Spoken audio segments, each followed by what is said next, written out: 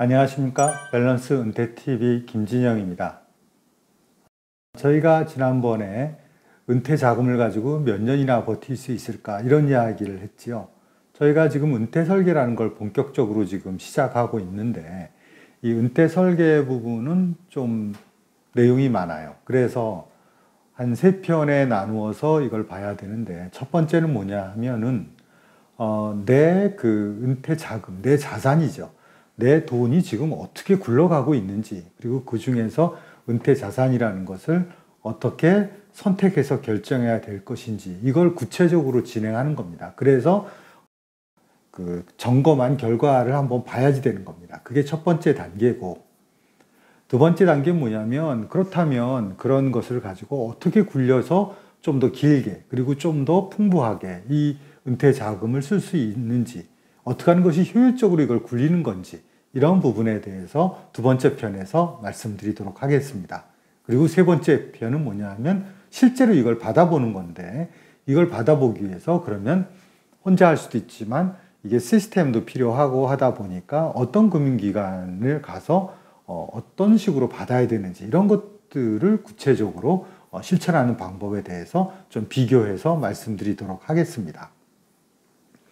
우선 오늘은 은퇴 자금의 어떤 진단 과정입니다. 그래서 제대로 된 은퇴 설계는 이렇게 받아야지 되는데, 그 첫 번째 지금 우리가 이것을 건강검진하고 비교해 볼 수 있어요. 똑같아요. 은퇴 설계라는 것도 건강검진하고 똑같은데, 저희가 그걸 하는 이유가 뭡니까? 건강수명을 늘리려고 하는 거잖아요. 평균 수명이나. 쉽게 말씀드려서 죽을 때 죽더라도 좀 건강하게 살다가 죽어야지 되는 거니까, 그러니까 이 건강 부분을 챙기는 거죠. 똑같습니다. 은퇴자금도. 은퇴자금도 뭐냐면 은퇴 설계는 건강검진하고 똑같다고 보시면 돼요. 그래서 이 지금 첨단 기기처럼 이 은퇴 설계 시스템, 일종의 계산기죠. 그 은퇴 설계 시스템이라 하는 것을 가지고 내 은퇴 자금을 전부 진단을 합니다. 하나하나. 그래서 그걸 가지고 점검 결과를 가지고 우리가 이제 이 자금이 상태가 지금 어떤지, 그 다음에 이게 뭐가 문제가 있는지, 이런 부분들을 점검을 해서, 그래서 그걸 가지고 그러면 이제 어떻게 수정해야 될지 방향을 잡는 겁니다. 이제 그 방향을 잡는 것까지가 이제 그 진단이고, 그 다음에 그 방향을 잡았으면 이제 그걸 가지고 실제로 어떤 식으로 그 리밸런싱을 할 것인지. 리밸런싱이라는 것이 어려운 게 아니라 뭐는 팔고, 아니면 뭐는 얼마나 팔고, 그 다음에 뭐를 더 사고, 뭐는 어떻게 줄이고, 뭐는 언제쯤 조정하고, 이런 것들을 말하는 겁니다. 그 계획을 말하는 거죠. 그래서 그 계획은 어떻게 이제 세워야 되는지라는 부분들을 보는 것입니다. 그래서 그걸 가지고 실제로 은퇴 상품을 고르게 되고 선택하게 되죠. 그리고 이 부분 쪽을 한 번에서 끝내는 것이 아니고, 그 다음에 왜 그러냐면 우리가 어떤 상품을 선택하거나 했을 때 계속 상황이 바뀌잖아요. 그러니까 어떡합니까? 다시 한 해가 지나서 다시 한번 점검해보고, 건강검진하고 똑같이 그렇게 점검해보는 겁니다.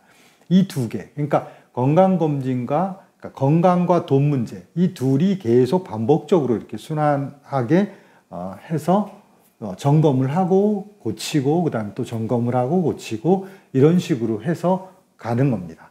이것이 이제 우리가 말하는 은퇴 설계의 개념이죠. 그래서 이 건강검진은 우리가 처음에 할 때 뭐부터 하죠? 먼저 문진표라고 해가지고 가족들의 가족력 같은 것도 있잖아요. 그런 거하고 똑같은 것이 은퇴 설계에도 있어요. 은퇴 설계에서 그거랑 똑같은 것이 제일 첫 번째 하는 것이 뭐냐면, 도대체 은퇴한 뒤에 내가 은퇴 자금을 마련하려면 얼마나 필요한지를 알아야 되잖아요. 뭐 예를 들어서 뭐 필요한 자금은 10인데 뭐 은퇴 자금은 뭐 한 2, 30 준비해 많으면 좋긴 하겠지만 그렇게 불필요하게 할 필요가 없잖아요. 그러니까 거기에 맞추려면 필요 자금을 알아야 돼요. 필요 자금을 알아야 되는데, 왜 그러냐면 저희가 지난번에 뭘 했습니까? 우리가 내 자산 수명 구하는 걸 했잖아요. 이 자산 수명 구할 때, 그 자산 수명 구할 때 가장 중요한 게 뭐였어요? 내 자산을 뭐로 나누는 거죠? 내 은퇴 생활비를 가지고 나눠서 몇 년 버티나를 찾는 거잖아요. 그때 내 자산은 찾겠지만 내 은퇴 생활비를 알아야 되거든요. 그때는 이제 우리가 뭐 250이다 몇이다 이렇게 대강해서 했지만 그건 사람마다 틀리는 겁니다. 사람마다 틀리기 때문에 그거는 본인이 찾아서 대충 정해야 되는 거예요.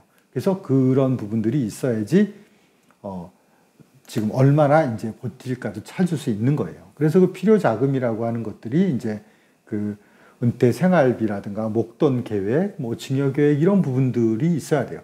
그것은 이제 그 우리가 문진표 쓰듯이 그거를 상의하고 고민하고 해서 써야 되는 거죠. 그래서 이거를 할 때 우리가 한번 막연하잖아요. 왜 그러냐면 뭐 은퇴 생활비가 얼마 될지 살아보질 않았는데 애들 결혼도 안 시켜봤는데 뭐 결혼 자금이 얼마 들어갈지 들은 얘기는 있지만 그렇다고 해서 내가 딱 똑같이 그렇게 들어갈 리도 없겠고 그래서 이런 부분들을 대충 이제 파악을 해야 돼요. 전에 한번 퇴직연금을 할 때 은퇴 생활비를 한번 보여드린 적이 있어요. 그래서 이게 최근에 나온 은퇴 생활비 관련된 여러 연구기관이라든가 여러 금융기관들에서 이렇게 조사를 한 그런 자료들이에요. 그러니까 거기서 그때도 이제 말씀드렸지만 이제 50대, 60대 하면서 좀씩 줄긴 하는데 어찌 됐든지 간에 이게 상중하 이렇게 틀립니다. 생활비라는 것이. 어쩔 수 없잖아요. 생활비가 뭐 전 국민이 다 똑같을 수는 없으니까. 그래서 평균으로 얘기하는 것도 별 의미가 없어요. 왜냐하면 내가 평균적인 삶을 살지 않고 뭐 상위 10%의 삶을 사는데 평균적인 생활비를 가지고 백날 분석을 해봐야 뭐 소용이 없는 거예요. 그래서 내가 실제로 얼마 정도 들어갈지를 추정을 잘 해야지 내가 필요한 자금이나 현재 상황을 제대로 판단할 수가 있어요. 자, 그럼 한번 지금 현재 은퇴 생활비라는 것이 실제로 이제 어떤 것으로 구성이 돼서 이제 이 금액이 나오는지 한번 보도록 하죠. 통계청이 조사한 2017년도 자료를 바탕으로 한 가계금융복지조사에서 그 원자료를 기준으로 해서 우리 보험개발원에서 만든 자료입니다. 그걸 제가 좀 약간 보시기 쉽게 재정리해 드리는 겁니다. 여기서 보시면 알겠지만 60대 있는 분들이 1년입니다. 1년에 2,037만 원을 쓰는 2,037만 원을 소비로 쓰고 있어요. 그런데 이 소비는 뭐가 들어가냐면 먹는 거라든가 집과 관련된 거, 의료비, 교통비, 뭐 기타 이런 것들이 들어가요. 기타가 뭐냐면 뭐 통신비 아니면 뭐 영화 보는 거, 뭐 옷 사는 거, 그 다음에 뭐 가전제품 좀 바꾸는 거, 뭐 그 다음에 머리 깎는 거, 뭐 이제 이런 것들이 다 들어가는 거예요. 그런데 그 소비 쓰는 걸 한번 이렇게 보세요. 보시면 60대 때는 가장 중요한 먹고 자고 병 걸린 거 쓰는 이 세 가지 그 부분 쪽이 55%나 차지하고 있어요. 그런데 70대로 가면 어떻게 되죠? 늘어나죠. 왜 그러냐면 70대로 가서 무슨 영화를 많이 봅니까? 뭐 교통비가 많이 들어갑니까? 그 옷을 그렇게 많이 삽니까? 그렇지 않잖아요. 그러니까 점점 아주 그 핵심 소비 부분으로 이제 집중이 되는 거죠. 그래서 70대가 되면은 소비 지출도 줄기도 줄지만 그 줄어드는 것이 상당 부분은 이 식료, 주거, 의료가 줄어드는 것이 아니라 교통비나 다른 게 줄어드는 거예요. 이것이 80대 이상으로 가면 사실은 식료품 먹는 거라든가 집과 관련된 거, 뭐 전기세 내야 되니까, 그 다음에 뭐 이자도 내야 되고, 어쨌든, 그 다음에 의료비 나가는 거, 이런 부분들이 거의 한 4분의 3을 차지하고 있다는 거예요. 이 쓰는 것 중에서. 그런데 이 쓰는 거에 꼭 소비 지출만 있느냐? 그렇지 않다는 거예요. 우리가 보통 생활비라고 얘기할 때 이렇게 그 먹고 자고 이런 데만 쓰는 게 아니에요. 우리가 소비로 쓰지 않아도 지출이 생활비로 들어가는 것들이 뭐가 있어요? 그게 뭐냐면 세금이에요. 세금, 건강보험료, 그 다음에 내가 소비해서 쓰진 않지만 우리가 뭐 이 나이대에 되보면 경조사가 많습니다. 뭐 친구들 애 결혼하지, 뭐 친구 부모님들 돌아가시지, 뭐 이런 것들이 이제 비일비재하죠. 이 나이 때는 어쩔 수 없잖아요. 그러다 보니까 그런 경조금이 상당히 많이 들어가는 거죠. 이 경조금으로 들어가는 부분이 생각보다 커요. 자, 그런 어떤 비소비 지출이 있어요. 내가 쓰진 않지만 어쨌든 생활비에 들어가는 거죠. 그런데 그것이 60대서부터 조금씩 이제 줄어들죠. 그런데 줄어드는 게 생각보다 그렇게 뭐 많이 들 수는 없어요. 왜냐하면 지금 세금이나 건강보험료 이런 것들은 계속 내야 되는 거잖아요. 지역보험으로 가게 되면. 그걸 내야 되는 거예요. 뭐 국민연금처럼 뭐 60세까지 내고 그만두는 게 아니거든요. 그러다 보니까 이런 부분들은 줄지 않는 거죠.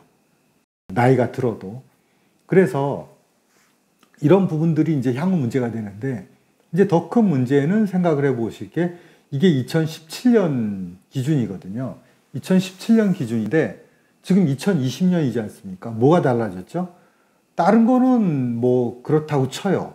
다른 거는 그렇다고 치는데, 여기서 보면은 비소비 지출이 예를 들어서 60대의 경우를 보시면, 60대의 경우를 보시면은 지금 25%죠. 결국 뭐냐면 내 생활비의 4분의 1이 세금이나 건강보험료라든가 이 경조금으로 나가는 겁니다. 그런데 이것이 지금 2017년 기준이라는 거예요. 2020년 되면 뭐가 바뀌죠? 우리 지금 집과 관련돼 가지고 종합부동산세, 그 다음에 재산세, 과표 올라가서 다 올라가죠. 건강보험료 올라가죠. 이렇게 올라가고, 그 다음에 뭐냐면 경조금도 마찬가지예요. 그러다 보니까 이런 부분이 늘어나는 거예요. 실질적으로 2020년 정도 되게 되면 이 비소비 지출이 내가 쓰는 총 생활비의 4분의 1이 아니라 거의 3분의 1 가까이 됩니다. 60대가. 그 정도로 이제 늘어나는 거죠. 전체 지출이 늘어나요. 소비를 물론 줄이겠지만 줄여도 한도가 있는 거죠. 그러다 보니까 지금 지출이 생각보다 생활비가 많이 들어가는데, 나는 별로 특별하게 뭐 외식도 많이 안 하고 쓰는 것도 없는데도 나가는 돈이 그렇게 많은 거예요. 70대 같은 경우에는 비소비 지출, 그러니까 세금과 건보료 이런 것들이 지금 보시면 20%예요. 20%라는 거는 내 생활비의 5분의 1 정도 되는 거죠. 그런데 이것이 2020년 정도 지금 현재 됐을 경우에 그게 25%, 한 4분의 1 정도 되는 겁니다. 5분의 1 정도 되던 것이 4분의 1 정도로 늘어나게 돼요. 80대 이상인 경우에는 이게 어떻게 하면 한 8분의 1 정도 되는 게 2017년이었다면 그것도 한 6분의 1 정도로 늘어납니다. 이렇게 비소비 지출이 늘어나요. 그만큼 뭐냐면 먹는 거, 입는 거 이런 부분들을 줄여도 줄일 수 없는 생활비가 앞으로 많이 든다는 겁니다. 그 가장 큰 것이 세금이라는 거죠. 그렇다고 뭐 집을 팔 수도 없는 문제고, 이런 문제가 이제 걸리는 겁니다. 하다못해 우리가 주택연금을 받는다. 주택연금을 받아도 소유는 내 집이니까 세금은 내요. 세금 안 내는 게 아닙니다. 그건 따로 내는 거잖아요. 이런 식으로. 주택연금 받아가지고 세금 내는 거죠. 세금이 지금 공시지가에서 한두 푼 올라가는 것도 아니고, 그 다음에 건강보험료도 지금 계속 올라갑니다. 물가가 오르냐 이 문제를 떠나서 지금 이 세금이나 이런 것들 때문에 실질적으로 지출되는 생활비가 상당히 높다는 거, 그런 부분들을 감안하셔야 된다는 거예요. 이 생활비를 추정을 하실 때. 그러면 생활비만 들어가느냐? 그렇지 않죠. 또 하나 뭐가 들어가요? 우리가 은퇴할 때 은퇴자금이랑 경합을 벌이는 가장 큰 게 뭐죠? 그것이 뭐냐면 자녀에 대한 경기입니다. 그러니까 은퇴자금의 큰 적이 하나는 자녀에 대한 자금, 하나는 병원비예요. 병원비야 이제 어쩔 수 없다고 치더라도 자녀에 대한 것은 이제 선택적인 거죠. 병원비는 선택이 아니잖아요. 이거를 내가 하고 싶다고 하고 싫다고 안 하는 건 아니니까, 병이. 근데 자녀 부분 쪽은 이제 그래요. 자, 자녀 부분 쪽에 들어가는 거는 크게 두 가지죠. 하나는 결혼자금하고 교육자금이에요.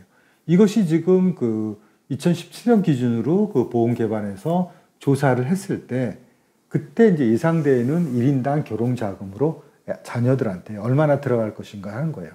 이거야말로 천차만별이죠. 요새 작은 결혼식서부터 해서 호텔 빌려가지고 하는 거 여전히 하는데, 자, 그 편차가 크긴 하는데 어떻게들 하나 한번 보세요. 우리나라 평균 자녀 한 명당 결혼 자금으로 들어가는 것이 1억 4천이랍니다. 평균이. 저도 아직 애를 결혼시켜 보지 않아 가지고 얼마 들어갈지는 잘 몰라요.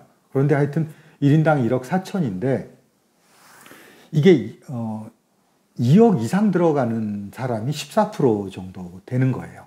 그리고 이제 1억 5천에서 2억 정도 되는 사람이 한 25%. 그러면은 한 1억 5천 이상 들어가는, 지금 여기서 말하는 1억 4천 평균 이상으로 가는 들어가는 사람이 뭐냐면 한 40% 가까이가 1억 5천, 1억 4천, 1억 5천 이상이라는 거예요. 한 명당 그래요. 애 둘이잖아요, 우리 보통. 보통 뭐 둘이면은 더블이죠. 그거에. 그러니까 평균으로도 3억 정도라는 거죠. 물론 그 밑에 있어요. 5천만 원도 이하로 들어갈 수도 있어요. 문제는 뭐냐면 이 결혼 자금이 다 부모가 해줘야 되느냐는 다른 문제예요. 이게 3억이라는 것들이 그러면 내가 있는 돈에서 다 해줘야 돼? 그런 건 아니죠. 애가 뭐 성장해서 자기가 그 직장 자리 잡아가지고 돈을 모아서 결혼 자금을 마련해서 결혼한 경우도 많거든요. 그 아이들이. 그렇게 하니까 그렇게 되면 그런 거예요. 이게 다 아니에요. 근데 이건 집안마다 틀리다는 거죠. 뭐 요새 애들 애 취직하기도 어렵고 하다 보니까 못할 수도 있는 거고, 그럼 뭐 돈 없어서 결혼 안 할 수도 없는 거고. 근데 결국 결혼 자금 이건 2017년 기준인데 지금 이거하고 똑같겠습니까? 애들 전세 월세만 하려고 해도 돈이 얼마나 올라갔어요? 20% 30% 올라갔잖아요. 그러니까 지금 그걸까지 감안한다면 아까 우리가 세금 때문에 생활비나 은퇴 생활비가 많이 들어가는 거 플러스 아이들 자녀 결혼 자금도 최소 이거보다 30%는 높아졌다고 봐야 돼요.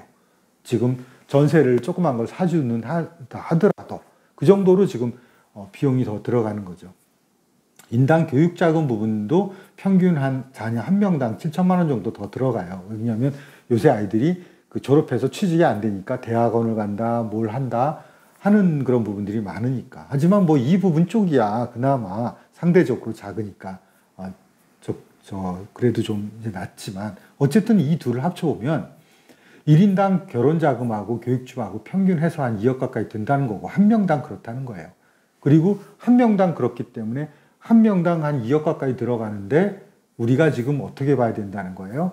지금 이 부동산이라든가 전세라든가 이런 걸 따져보면 한 25% 30%는 더 올려 잡아야 된다고 하는 거예요, 지금. 그러면은 25% 30% 올려 잡으면 얼마 돼요? 한 2억 5천 되는 거예요. 그러니까 애 하나 2억 5천이니까 애 둘이면 5억이 들어가는 거예요. 5억 정도가 애 결혼을 뭐 저희가 90대 하겠습니까? 애들이 결혼해봐야 뭐 늦어봐야 30대인 거죠. 그러면 이것이 이제 대부분 다 보면 저희가 60대인데 60대 있는 분들이 이제 50대 후반서부터 60대가 이제 본격적으로 애들이 결혼할 때인데 그때 이제 이 5억이란 돈이 결혼과 교육자금으로 들어간다는 거예요. 애들한테로. 우선순위가 애들한테 가는 거예요. 뒤에 은퇴자금 준비해봐야 뭐예요. 다 이쪽으로 땡겼어서 뒤에는 없게 되는 경우가 상당히 많거든요. 그래서 이제 그걸 구분하려는 것인데 단지 이제 이 5억이 아까 말씀드린 대로 이거를 뭐 내가 다 해줘야 돼? 왜? 이렇게 이제 생각할 수가 있으니까 그거는 이제 따져보셔야 되죠. 하지만 이제 뭐 땡전 한 푼 줄 수 없다 뭐 이렇게 되지는 않죠. 대부분 지금 같은 상황에 여건이 어렵기 때문에 다 보태야 되니까. 그래서 결국 이제 이런 부분들이 은퇴의 전반부 부분 쪽에서 자금을 다 이제 먹고 들어간다는 거죠. 우리가 이제 문진표에 또 하나 이제 해야 되는 것은 이제 그러면 이렇게 필요한데 그러면 내 지금 현재 있는 자금은 얼마냐 하는 건데 이건 이미 우리가 앞에서 쭉 한 게 이겁니다. 그러니까 마이 데이터로 찾아 들어가서 내 재산이 전체가 은퇴할 때 얼마가 되는지 이것도 그때 이제 알아봤고 그 다음에 또 뭐도 알아봤어요. 이제 이렇게 한 것 중에서 또 이런 자산 중에서 놀고 있는 자산이 뭔지 그런 것들을 뭐 주택이라든가 종신보험이라든가 이런 부분들을 이제 쭉 우리가 하나하나 뒤지는 방법을 보고 있잖아요. 그래서 이런 부분들을 이렇게 놀려두면 안 되겠구나 해서 그런 것들을 찾는 거죠. 이렇게 이걸 찾는 겁니다. 그래서 그걸 가지고 우리가 준비해야 되는 것이 뭐죠? 그것이 이제 저번에 시간에도 말씀드렸듯이 그래서 최종적으로 내 은퇴자산 테이블을 만드는 겁니다. 이것처럼. 그래서 이것처럼 내 은퇴자산이 뭐 이렇게 놓으니까 최종적으로 이제 얼마다라고 하는 거죠.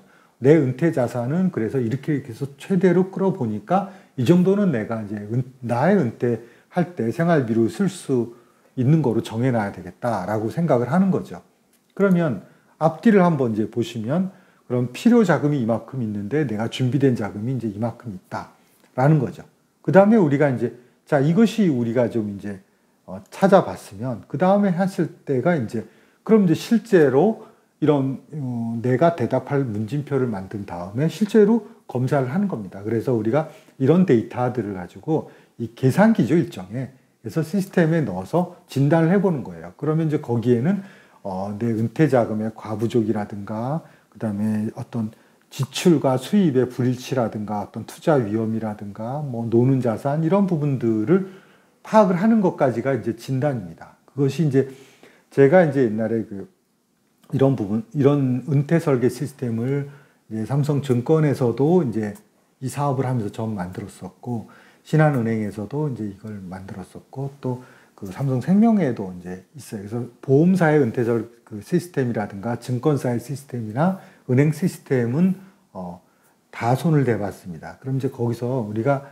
제가 이제 지금 어느 금융기관들이나 이제 이런 부분들이 다 있기 때문에 한 예시로 이제 신한은행에 있었던 것을 가지고 하나 보여드리겠습니다. 이게 뭐냐면 이런 은퇴 설계 쭉 해요. 하다 보면 점검표에 이제 보면 이렇게 나옵니다. 진단표에. 이건 자가 진단이에요. 이건 뭐냐면 가서 받은 게 아니고 홈페이지에 들어가서 이제 거기서 제가 셀프로 이제 하면은 이렇게 넣어보면 이렇게 나옵니다. 그러면 여기서 지금 한 것처럼 필요 자금이 뭐에 얼마, 뭐에 얼마, 내가 이제 쭉 적은 것들이 다 집계가 돼요. 합계가 나와요. 그 다음에 이제 이쪽이 뭐냐면 내가 지금 했죠? 내가 지금 은퇴 자금이라고 해놓은 것들, 그런 것들이 이제 이렇게 있다 그러면 쭉 그것이 대비가 됩니다. 그래서 이렇게 은퇴 자금이 돼서 여기서 이제 뭐가 나와요? 과부족이 이제 계산이 되는 거예요. 그래서 당신은 이제 필요한 거는 몇 억인데 지금 준비된 거는 해보니까 이제 몇 억이다. 그리고 그거를 이제 얼마까지 썼을 때 이제 얼마가 부족하게 된다. 이렇게 나오는 거죠. 그 다음에 또 하나 필요한 것이 뭐냐면 내 자산이 얼마가 있을 때 그 돈이 들어오는 시기가 있잖아요. 그것이 월급이 아니다 보니 내가 이제 평생 은퇴한 이후에 똑같이 들어오는 것이 아니라 어떤 때를 뭐를 팔아야 되고 막 이런 게 있지 않습니까? 은퇴 자산이니까 소득을 가지고 쓰는 것이 아니라 뭘 팔아서 쓰고 어떤 거 이자 받아서 쓰고 어떤 건 연금으로 받고 뭐 이렇게 되는 겁니다. 국민연금도 지금 당장 나오는 것이 아니라 65세라든가 63세라든가 이때부터 나오기 때문에 나오는 시기가 틀리죠. 그래서 돈이 나오는 시기하고 내가 지금 쓰는 비용, 내가 쓰는 비용도 이것이 내가 지금 생활비로 들어가는 거하고 80대 때 들어가는 거하고 틀리죠. 아까 보셨죠? 예서 내가 필요한 자금 따져보니까 5억이에요. 그런데 은퇴 생활비로만. 그런데 내가 있는 걸 보니까 다 따져보니까 그 생활비에 쓸 5억이 딱 있는 거예요. 그러면 오케이. 100% 나는 은퇴 생활비를 쓸 수 있다라고 하는데, 그런데 이 소득하고 지출을 맞춰봤더니 들어오는 돈은 전부 다 뒤에 들어오는데, 예를 들어서 쓰는 건 지금부터 쓰는 거예요. 그럼 어떻게 쓰겠어요? 안 맞잖아요. 지금 돈이 없는데 어떻게 써요? 나중에 들어오는데 그걸 쓸 수가 없잖아요. 만약에 나중에 들어오는 걸 쓰려 그러면은 그것이 결국 뭐 대출을 받든지 해야 되니까 비용이 들어가는 거죠. 그래서 은퇴 이후에 은퇴 자금을 가지고 체크를 해봐야 될 것이 또 있는 것이 뭐냐면 이렇게 들어오는 돈과 나가는 돈이 딱딱 맞는지 어느 정도나 불일치하는지 그걸 알아야 돼요. 그래서 그걸 아는 게 진단이에요. 그래서 그 불일치 정도를 알아야지 그걸 조정해 주는 겁니다. 나중에 우리가 리밸런싱이라고 얘기하는 건 그런 것들을 조정을 해주는 과정이에요. 자, 그러면 그런 것들이 어디를 조정해야 될지 이제 파악이 됐죠. 그러면 그 다음에 뭘 하죠? 우리가? 그런데 또 하나 이제 문제는 뭐냐면, 내가 있는 자산이 지금 몇 프로로 굴러가는지를 알아야 되는 거예요. 내가 이게 왜냐하면 예금은 몇 프로로 굴러가는지 아는데 이걸 다 합쳤을 때 몇 프로로 굴러가는지를 알아야 돼요. 그리고 실제로 이걸 길게 운영을 하려면 운영 수익률을 높여야 되잖아요. 그런데 그럼 운영 수익률을 높이려면은 예를 들어서 아주 나중에 굉장히 투자 수익률이 높은 이런 부분들 상품을 산단 말입니다. 주식 중에서 아주 센 거, 이런 거. 그런데 문제는 그 부분이 확정적이지 않은 거잖아요. 잘못하면 반토막 되는 거잖아요. 그러니까 투자 위험이 있는 건데 그런 부분들이 얼마가 되는지를 알아야 되잖아요. 예를 들어서 막말로 1년에 막 2배씩 되는 데다가 투자를 했으니까 나는 10년 뒤에는 돈이 지금보다 열몇 배 늘어날 거다. 이렇게 생각을 해서 난 지금 써도 돼. 이렇게 하는 건 말이 안 되잖아요. 그냥 그게 확정적으로 준다는 게 아니니까. 그러니까 뭐냐면 내가 지금 이 자금을 운용할 때 내가 수용할 수 있는 그 금리가 투자 위험이 어느 정도 되는가 이런 부분들을 좀 아셔야 된다는 거예요. 그래서 현재 지금 내가 하고 있는 것이 어는가. 어떤 때는 뭐냐면 너무 예금에만 넣어놓으면 아예 위험을 내가 하나도 취하고 있지 않은 거예요. 위험이 없는 거죠. 위험이 없는 건 좋은데 위험이 없는 대신에 뭐냐면 수익도 없는 거죠. 그러면 돈이 많으면 뭐하러 위험을 선택하겠어요. 근데 돈도 없는데 위험도 선택 안 하는 거예요. 그런 식으로 됐을 때 내가 어떤 정도의 위험을 택해야 되는가를 보기 위해서 내가 이렇게 가지고 있는 자산들, 예금서부터 투자 상품들, 뭐 여러 가지 부동산 이런 것들이 어느 정도 그 위험 정도가 어느 정도 되느냐, 상중하, 뭐 쉽게는 그 정도는 파악을 하셔야 돼요. 그래서 나는 지금보다도 위험을 조금 뭐 한 10% 정도는 더 감수해도 되겠다. 만약에 내가 정 돈이 모자라면 10% 정도의 위험이 더 놓는 걸로 할 수 있겠다. 이것이 없으면 어떻게 되는 겁니까? 가끔 사기를 당하는 겁니다. 왜냐하면 뭐 투자 수익이 뭐 지금 돈이 없는데 누가 이것이 20% 남는다, 30% 남는다, 매년 이렇게 해가지고 덜컹 그거 해가지고 하게 되면 안 되는 거예요. 왜냐하면 20, 30%의 투자 위험이 내가 감당할 수 있는 투자 위험이 아니거든요. 우리가 이제 나중에 말씀드리겠지만 맨날 그 잠도 못 자고 걱정하고 이런 식의 투자는 은퇴에 맞지 않아요. 그런 식으로 그 불안한 투자는 투자가 아니에요. 그거는 우리가 투자라고 하지만 그건 투자가 아니라 무슨 도박 같은 거예요. 그렇게 마음이 불편한 투자는 하시면 안 돼요. 은퇴 하실 때. 그러지 않아도 뭐 나이 들어서 잠 잘 안 오는데 맨날 하루 종일 뭐 그 주가 걱정하고 뭘 걱정하고 뭐 오르락내리락 하는 거 걱정하다가는 그 생활이나 뭐게 다 엉망이 됩니다. 사람 정신도 혼란해지고. 그러니까 그런 식의 투자는 위험합니다. 그렇다고 뭐 무조건 예금 이것도 아니죠. 그래서 그걸 이제 평가하기 위한 내 자산이 위험이 어느 정도 되느냐 이걸 파악하는 것이 나와야 된다는 거예요. 이 점검 결과에는. 그런 거 안 주는 거 필요 없어요. 그런 거 없는 데에 가서 검사 받으면 뭐합니까? 그건 의미가 없는 검사인데 그런 식의 어디 가면 어떤 식으로 검사가 나오는지는 제가 3번째 편에서 이제 말씀을 드릴게요. 실제로 은행 가면 어느 은행은 어떻고 어느 보험사는 어떻고 어느 증권사는 어떻고 어디는 뭐 해주고 어디는 뭐가 안 해주고 이런 것들이 이제 장단점이 다 있어요. 그래서 그거를 이제 보시고 가서 활용을 하셔서 이제 하시면 되는 거예요. 네, 그래서 이제 우리가 오늘은 제대로 된 은퇴 설계는 이렇게 해야 되는데 그 중에서 이제 우선 진단은 어떻게 해야 되는가 하는 부분들을 먼저 말씀을 드렸습니다. 우리가 이제 다음 편에는 여기서 말하는 뒷부분. 그러면 이제 어떻게 그 투자 방향이라든가 자산운용 방향을 정하고 어떤 상품을 사서 어떻게 이제 리밸런싱하고 다음에 다시 어떻게 해야 되는지 이런 걸 말씀을 드리도록 하겠습니다. 네, 시청해 주셔서 감사합니다.